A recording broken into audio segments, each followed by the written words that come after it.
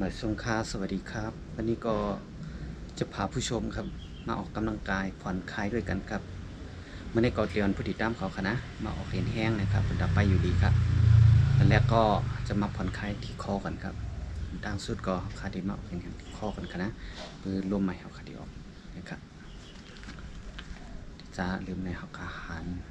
วินมาดังขวาแล้วก็ขึ้นมาดังใส่เสร็จครับนับ10 กำดึงกำในคณะ1 2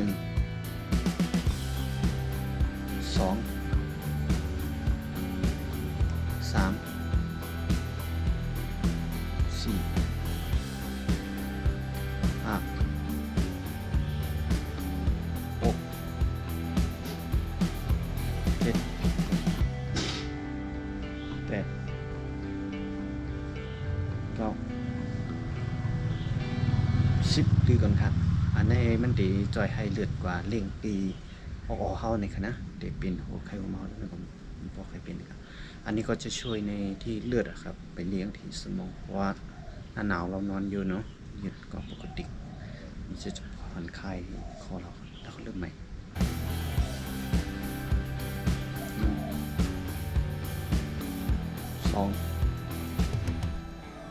3 4 5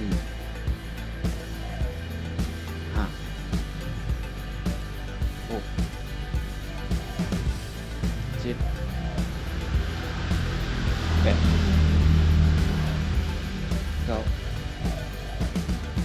10ถังครับอันนี้ท่านึงจะกลมเข้ามา1 2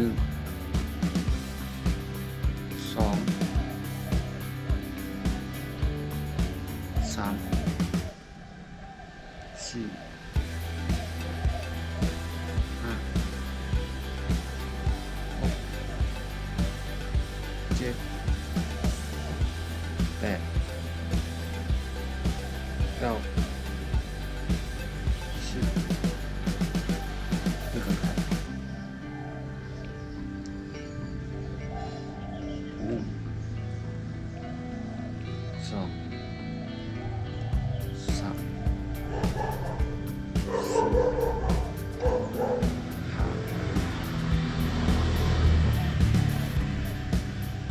7 8 9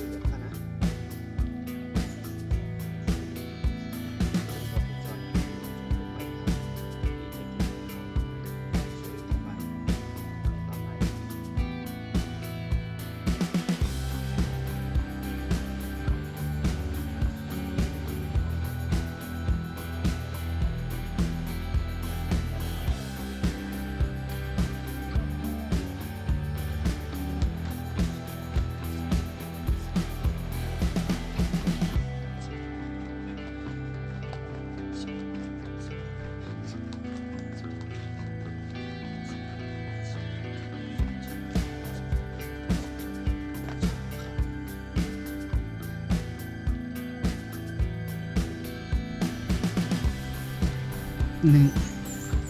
2 3 4 5 6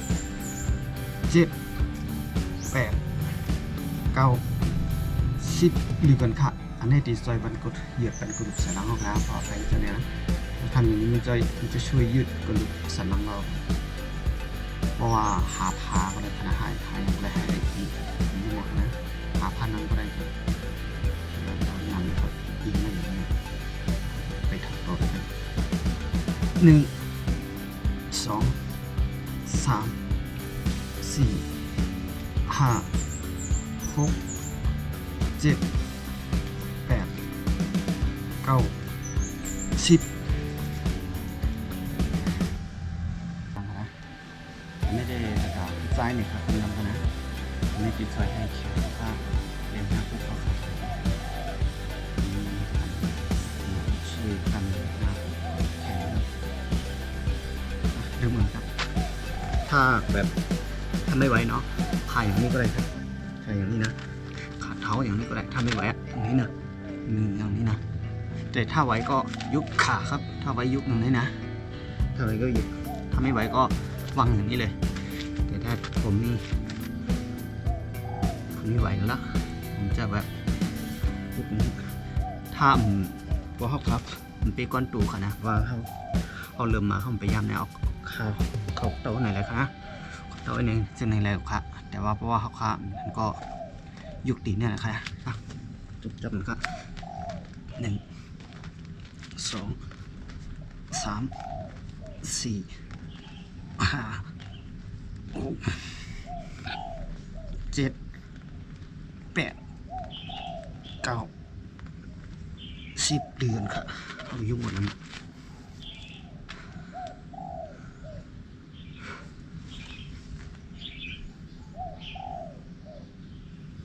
หรือก็ยุ่งน้ำแห้งนะครับ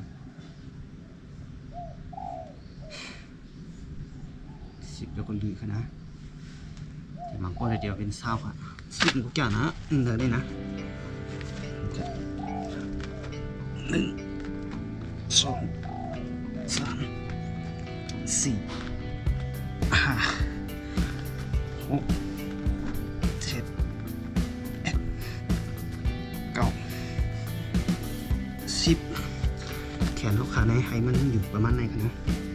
อย่าให้ตุกเขาแห้งอย่าให้อาแห้งค่ะ